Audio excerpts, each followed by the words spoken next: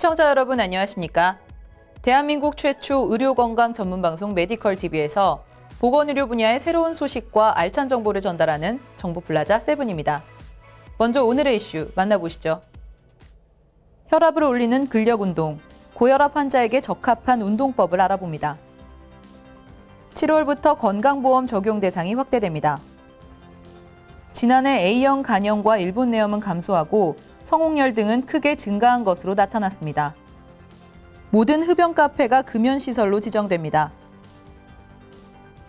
한국인에게 가장 흔한 고혈압은 식단 관리와 적절한 운동이 필요한 만성질환인데요. 많은 고혈압 환자들이 아직도 무작정 운동을 하고 있어 문제가 되고 있기도 합니다. 고혈압 환자들의 운동법 어떻게 해야 할까요? 박세미 기자가 취재했습니다. 다이어트를 위해 운동을 시작한 시민들이 많습니다. 건강 때문에 운동을 하지만 만성질환이 있다면 운동 방법에 주의해야 합니다. 특히 당뇨, 고지혈증, 비만으로 대표되는 생활습관병은 식습관, 운동습관 같은 요소에 크게 영향을 받아 더욱 조심해야 합니다. 이러한 질환은 대부분 고혈압을 동반하는 것이 특징입니다. 질병관리본부가 발표한 2016년 국민건강통계에 따르면 우리나라 국민 30대 이상의 3분의 1은 고혈압 환자입니다. 고혈압은 수축기 혈압 140 이상, 이완기 90 이상의 경우를 말합니다. 고혈압 환자라면 우선 적절한 운동으로 체중을 관리하고 식습관을 개선해야 합니다. 운동을 하게 되면 혈압이 운동하는 동안에 많이 올라가기 때문에 가급적이면 운동하기 한 30분이나 1시간 정도에는 혈압약을 투여해서 운동하는 도중에 너무 과도하게 올라가지 않도록 조절해 주는 게 필요할 것 같고요. 운동을 하다 보면 또 이제 과도하게 땀을 흘리다 보면 수분이나 염분이 떨어지기 때문에 좀 조심할 필요는 있습니다. 그래서 운동 중간중간에 반드시 이렇게 음료수라든가 물을 충분히 섭취를 해서 지나치게 혈압이 떨어지지 않도록 조심할 필요가 있습니다. 무엇보다 올바른 운동 방법을 숙지하는 것이 중요합니다. 순간적인 힘이 필요한 근력 운동은 혈압을 급격하게 높입니다. 특히 당뇨가 있는 고혈압 환자가 힘이 많이 들어가는 운동을 할 경우 안압이 높아져 망막 분리, 망막 내 출혈까지 일어날 수 있습니다. 고혈압 환자는 운동할 때 강도를 낮춰 심장에 무리가 가지 않게 하는 것이 중요합니다.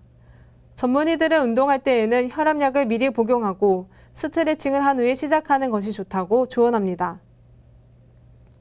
고혈압 발생률은 고령일수록 높아집니다. 따라서 노년층과 중증 고혈압 환자는 격한 운동 전 의사와 상의하는 것이 좋습니다. 메디컬TV 박세미입니다. 곳곳에 숨어있는 티끌만한 건강정보 하나라도 알차게 전달해드립니다. 틈새 소식 함께 만나보시죠.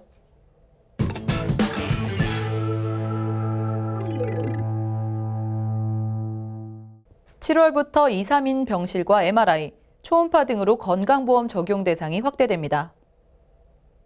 건강보험 보장성 강화 후속 조치로 7월 1일부터 의료비 부담에 변화가 생깁니다. 2, 3인실에도 건강보험이 적용되고 노인이 임플란트를 할 때 부담 비용이 줄어듭니다. 장애인 보장구 급여 대상자도 확대되며 정신과 외래진료 역시 부담이 경감됩니다. 아울러 재난적 의료비 지원도 확대돼 건강보험 지원이 전체적으로 늘어나면서 국민 부담은 줄어들 전망입니다. 뇌혈관 관련 MRI 보험 적용, 소아 충치 치료를 위한 광중합형 복합 레진 보험 적용, 대장, 소장 등 하복부 초음파 보험 적용 등이 하반기에 실시될 예정입니다. 보건복지부는 앞으로도 건강보험 보장성 강화 계획의 주요 과제는 차질 없이 추진할 것이라고 밝혔습니다. 연일 자욱한 미세먼지가 건강을 위협하고 있습니다. 잠깐 외출을 하려 해도 먼저 밖을 살피거나 망설이게 되는데요. 이럴 때일수록 지혜롭게 미세먼지를 피하는 것이 좋습니다.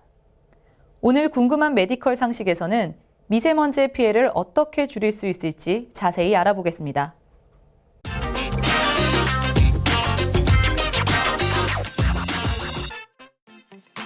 안녕하세요. 궁금한 메디컬 상식 권현정입니다. 건강에 대한 우려가 커질 수밖에 없는데요. 오늘은 그중에서도 가장 위협적인 불청객인 봄철 미세먼지로부터 우리의 건강을 지키려면 어떻게 해야 하는지 함께 알아보겠습니다.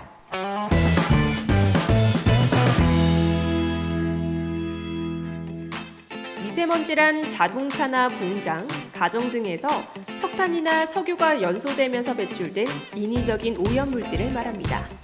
10마이크로미터 이하의 미세먼지와 그보다 작은 2.5마이크로미터 이하의 초미세먼지는 일반적인 먼지와 달리 입자의 지름이 매우 작아 코와 구강, 기관지에서 걸러지지 않고 몸속까지 스며듭니다. 그리하여 염증을 일으키고 활성산소를 발생시키는데요.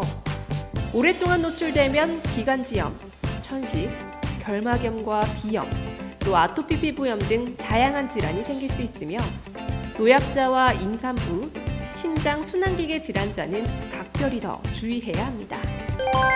염증과 그에 따른 활성산소를 유발해 우리 몸의 세포와 혈관, 또 면역계를 공격하는 미세먼지는 1급 발암물질로 분류될 만큼 위험한 물질입니다. 자, 그렇다면 현명한 대처를 위한 생활수칙은 어떤 게 있는지 함께 만나볼까요? 최우선 행동 강령은 차단입니다. 미세먼지 농도가 짙은 날엔 가급적 외출을 자제하고 가능한 창문을 열지 않도록 합니다. 외출을 할 땐 성능이 인증된 전용 마스크를 착용하고 비는 직접 맞지 않도록 합니다. 외출 후 집에 돌아오면 손과 얼굴을 깨끗하게 씻어야 하는데요. 두피에 미세먼지가 쌓일 수 있기 때문에 머리도 바로 감는 게 좋습니다. 눈이나 코가 가려울 땐 인공눈물과 식염수를 활용해 씻어내도록 합니다. 또한 요리나 청소를 자제하는 게 좋은데요. 환기가 꼭 필요할 땐 3분 이내로 짧게 하고 미세먼지가 쌓이기 쉬운 곳을 물걸레로 닦아주도록 합니다. 미세먼지의 습격으로부터 건강을 지키기 위한 생활수칙들을 알아봤습니다. 이와 더불어 수시로 물을 마시고 미세먼지 해독에 도움이 되는 음식을 규칙적으로 먹으면 좋다고 하는데요. 비타민과 셀레늄, 베타카로틴 등이 함유된 바나나, 카레, 단호박 등 이른바 옐로푸드를 먹으면 이 면역력을 높여주고 노폐물을 배출할 수 있다고 하니 참고하시기 바랍니다.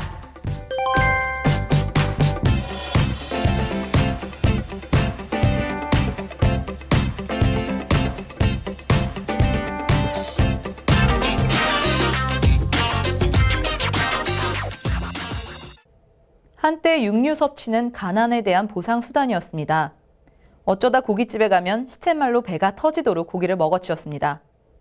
그러다 비만과 고혈압, 당뇨병 등 만성질환이 늘어나면서 웰빙 컨셉의 채식이 주목을 받게 되었는데요.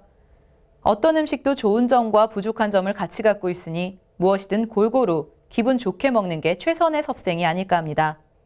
맛있는 식사 하시기 바라겠습니다. 다양한 의료 정보와 건강 상식까지 정보플라자 7, 오늘 준비한 소식 모두 만나보셨는데요. 다음 시간 더 새롭고 더 정확한 의료 정보를 들고 찾아가겠습니다. 여러분의 건강을 책임지는 시간, 정보플라자 7.